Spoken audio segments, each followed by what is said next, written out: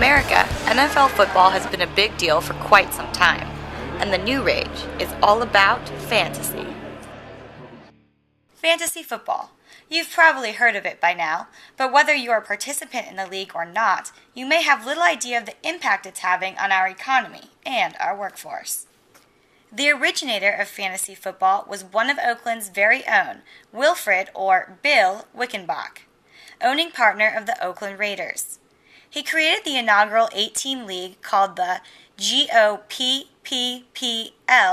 Greater Oakland Professional Pigskin Procrastinators League, in 1962.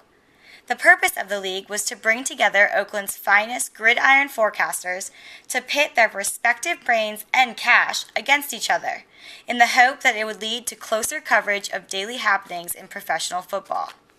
In 1989, the first public fantasy football game was created. Today, fantasy football is one of the most popular games played in corporate America.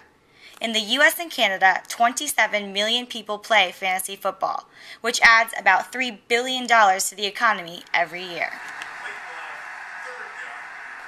Well, I guess I think that it's gaining so much popularity because football's a game where there's not too many games in the season, and too many people only root for a local team. So this way, you've got players in all the different teams, so all the games are interesting, or they can all be interesting. So, that combined with the fact that a lot of people who spend a lot of time researching football and read sports magazines all day instead of working end up being able to pick better players than someone like me might be able to, and that's why I get my butt kicked every week.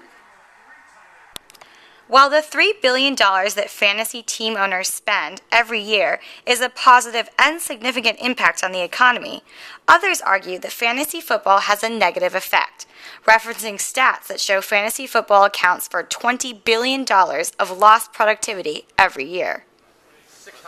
Some corporations worry about this decreased productivity, while others encourage the game, starting work leagues and engaging in one of the most popular team-building and moral-boosting events of our time.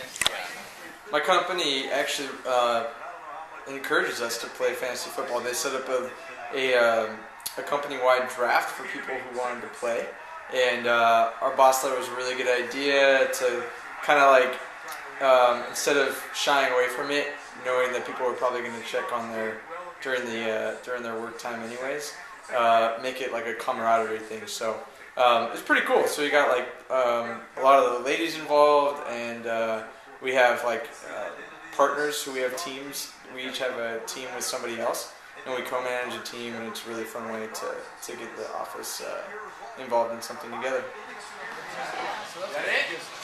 In San Francisco, I'm Sarah Cocco from the Academy of Art University's K-Art News.